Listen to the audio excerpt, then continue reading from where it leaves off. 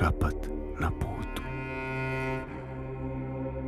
Od kada si došao na ovaj svijet, sve što si činio bilo je da privučeš pažnju. Bilo kako, bilo gdje.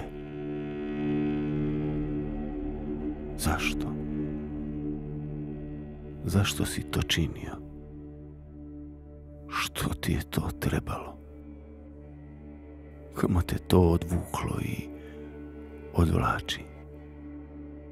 Pitanje je veoma važno. Pitanje je sudbinsko. Nedostatak pažnje prema nama zatvara srca.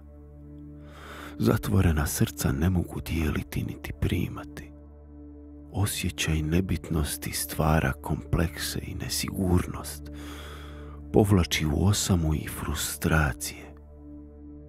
Osjećaj izoliranosti priziva manipulaciju koja lijepi maske na naše obraze ne bi li privukli opet pažnju bez koje ne možemo. Gubljenje identiteta jako je naglašeno u najranijoj dobi. Znaju to predatori. Zato su izmislili takav sustav koji ti daje pažnju, ali te i odvlači od onoga u tebi koje treba tvoju. Tebe.